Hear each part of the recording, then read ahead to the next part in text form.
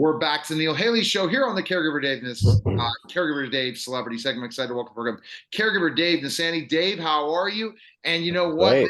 Great. You're just rolling, right? Getting ready, everyone to go to Acapulco, right? And Mexico. I'm leaving tomorrow. No, I'm leaving Sunday, and here it's raining in southern sunny California. It's pouring rain, so I'll be looking forward to laying on the beach in Acapulco.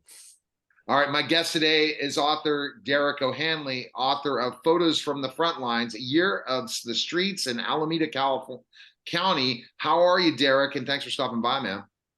Happy to be here, Neil. Thank you so much for having me.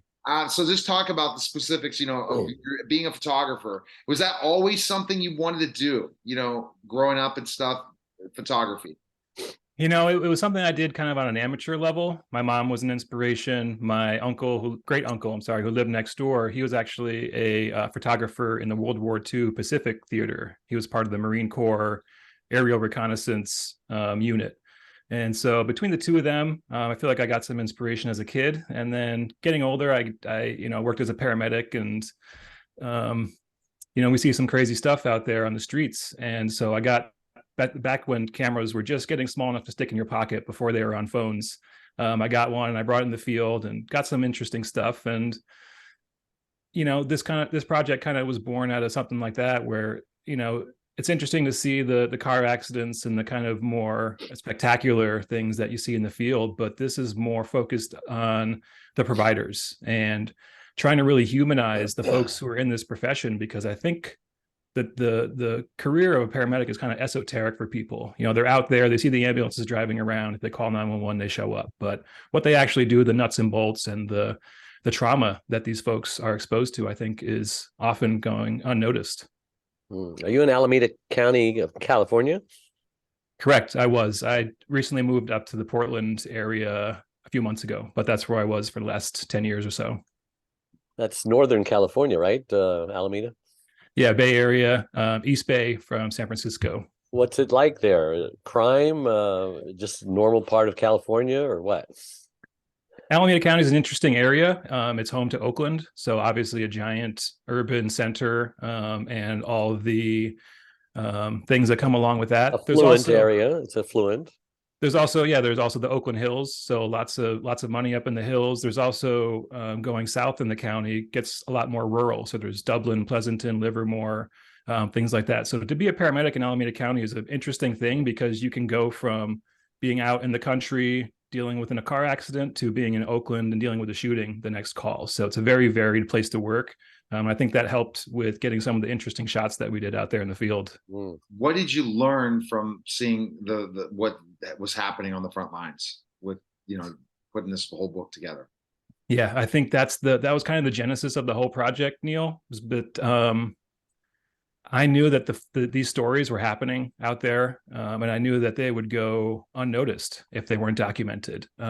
Amazing things that these paramedics were doing. I mean, guys, you got to understand, this job is so difficult mentally, physically, on the folks that do it ordinarily. I mean, just talking about the traumatic exposures of a medic working in Oakland for 6 months, and that's more than the average soldier sees in their lifetime. And so to have that, and then on top of that, now we have this global pandemic descending upon the world, and medics don't have the option to work from home. They have to go in. They have to, and every call they show up to could potentially be a COVID case. It's an invisible enemy. They don't know. And so to have this pressure on top of the ordinary levels of traumatic exposures that these folks were facing was unbelievable. I mean, there's one thing that I saw out there was, it still almost brings me to tears today, it's a small segment in the book, but it talks about paramedics who were volunteering to go into nursing homes. I'm sure you remember in the beginning of the pandemic, nursing homes were just being burned through with the virus. And it got to the point where everyone on the staff had to be homesick because they all caught it. And so the county asked if paramedics would be willing to volunteer to go into these nursing homes where everyone's been wiped out in order to take care of these patients. And I'll be dipped if folks voluntarily, who'd been on the front lines for months already, volunteer to walk into these nursing homes and take care of these folks. And man, if you have a better example of service before self and self-sacrifice, I'd love to hear it. Yeah. Yeah, I'm a caregiver, and it's near and dear to my heart. Do you actually have a lot of photos in the nursing homes? I only got a few just because it's kind of tricky because I don't want to expose patient privacy and things like that. So most of my shots were focused on the providers.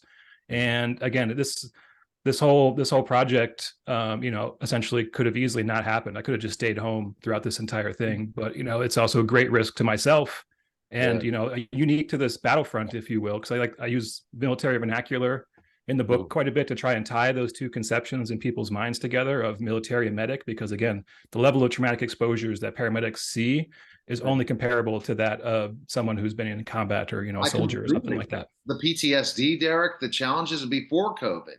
Thank you for your service in this area, because you guys are underpaid.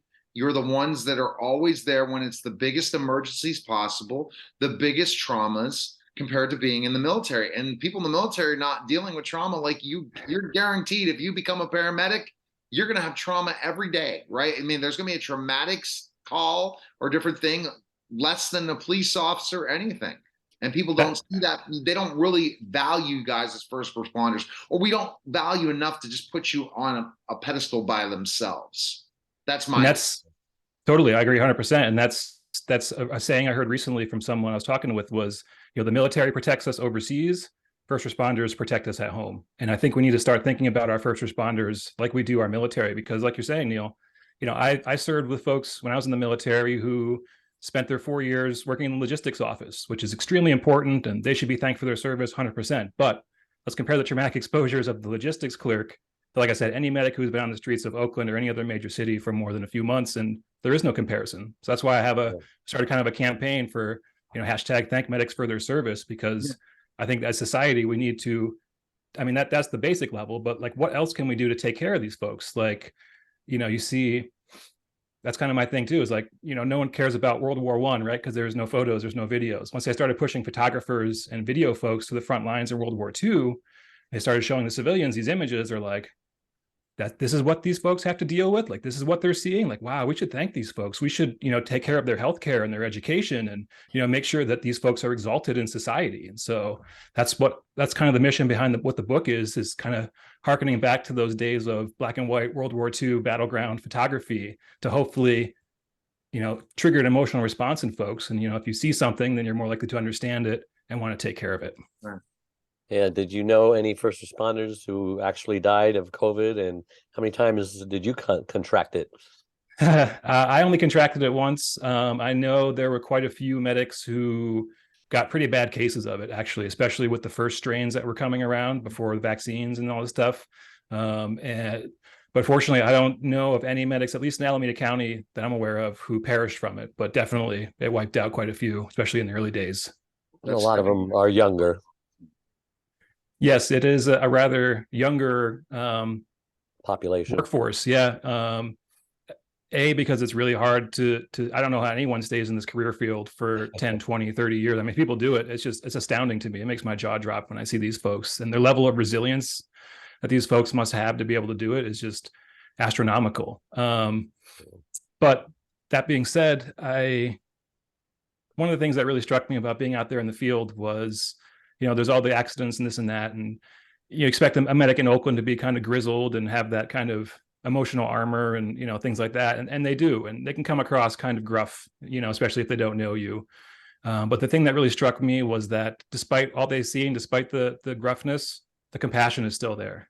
When the chips are down, when someone needs another human being to just connect with and be there for them, that heart is still there, and the compassion is still there. And to me, that was not something that is a spectacular thing you can capture in an image, but something that really struck me being out there with these folks again. Oh, wow. I wanted one more thing, Derek. So are you still practicing as a paramedic? I'm still certified, but I'm not in the game anymore. How long since you've been out? I still teach. I teach EMTs. So I've been an educator for probably the last 10 years or so. But mentally, I can't do the game anymore. I mean, it's so difficult.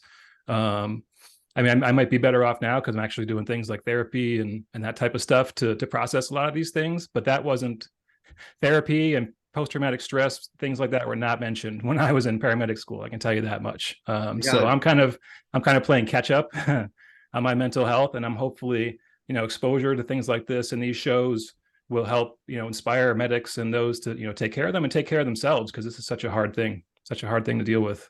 Every medic needs to buy your book, and that's for sure. I'll be sharing it in groups and stuff, this interview, because to medic groups, because and getting that name out there to every list, to every medic in the all the United States and maybe all the world, they need to have this book just to kind of say thank you for highlighting them. Now, Dave has a question regarding caregiving. Go ahead, Dave. He's an amazing story, just like yours, Derek. Yeah, so 25, 26 years ago, I became a caregiver when my wife suffered a stroke. She lost her speech, became paralyzed on one side, and we almost broke up, the grief process, but we hung in there. I went to a support group, and she started becoming her old self again. Our love was rekindled, and so I realized there are other caregivers out there who were suffering and going through what I did, and I made a lot of mistakes. So I became Dave, the caregiver's caregiver. I now host a syndicated radio show. I've spoken on 60 TV programs, morning network shows all across the country. I started caregiverdave.com. It's an online support group. And my question to you, Derek, is, caregivers, 30% of them actually die before their loved ones do.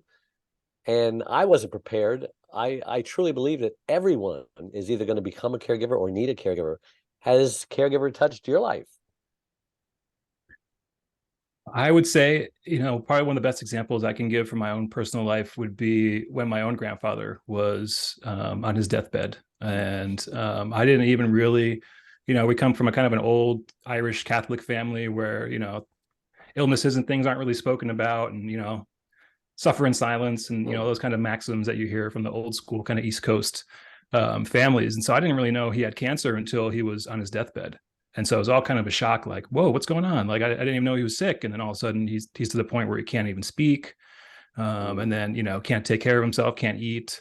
We had to do all the the toilet issues, all the things that come, you're well aware from being a caregiver of all this stuff. And so that was hard for me, especially at the end, when he kind of took his last breath, because, it was everything inside me as a paramedic was screaming to do something to save his life and to keep him breathing and this and that, but he had a DNR, and it was his wish to go peacefully. And so to me, taking care of him wasn't a hard part. I was honored to be able to be there for him in his last days.